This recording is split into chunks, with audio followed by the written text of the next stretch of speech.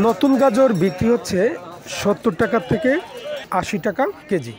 আমি রয়েছি কারণ বাজার। সবজির বাজার দর নিয়ে কথা বলছি, কোন সবজির কত দাম জেনে নিই। সিম বিক্রি হচ্ছে ৪০ টাকা থেকে ৫০ টাকা কেজি। আমি সামনের দিকে যাব। কাঁচা টমেটো ৩০ থেকে ৪০ টাকা কেজি। এখানে আলু রয়েছে ৮০ টাকা থেকে ১০০ টাকা কেজি নতুন আলু। গোল বেগুন ভাজি খেতে সবারই পছন্দ, বিক্রি হচ্ছে ৫০ থেকে ৬০ টাকা কেজি। এখানে টমেটো রয়েছে পাকা টমেটো নতুন, বিক্রি হচ্ছে ১২০ টাকা কেজি। Tomato fresh.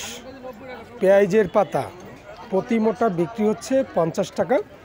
কোনোটায় ১ কেজি রয়েছে, কোনোটা ১ কেজির বেশিও রয়েছে, আপনারা দেখতে পাচ্ছেন আমার মোবাইলের ছবিতে। শালগম বিক্রি হচ্ছে ৫০ থেকে ৬০ টাকা, কোথাও ৪০ টাকায়ও কিন্তু আপনারা পাবেন, সেগুলো একটু ছোট।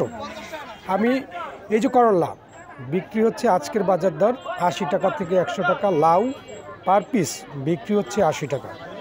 টমেটো বিক্রি হচ্ছে ১৩০ টাকা থেকে ১২০ টাকা কেজি। এই সামনের দিকে যাব, সেখানে রয়েছে পুঁই শাকের ফুল, বিক্রি হচ্ছে ৬০ টাকা থেকে ৮০ টাকা কেজি। এই পুঁই ফুল সবারই পছন্দ, ভাজি খেতে ভালো লাগে। ফুলকপি যদি বলি, ফুলকপির আজকের বাজার দর বিক্রি হচ্ছে জোড়া ৭০ টাকা, আবার ৬০ টাকাও পাবেন, সেগুলো একটু ছোট সাইজে। আপনারা দেখতেই পাচ্ছেন। মূলা বিক্রি হচ্ছে ৩০ টাকা কেজি।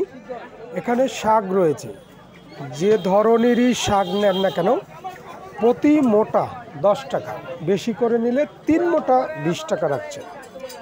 আমি একটু দেখানোর একটু চেষ্টা করছি। আরও সামনের দিকে যাব, সেখানে রয়েছে কাঁচামরিচ।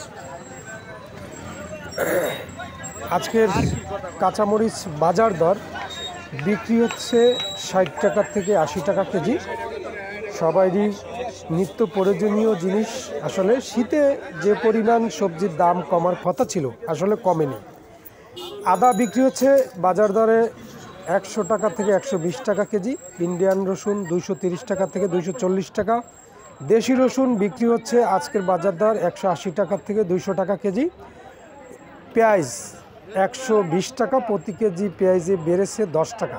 ইন্ডিয়ান পেঁয়াজ ৮০ টাকা থেকে ১০০ টাকা কেজি বিক্রি হচ্ছে।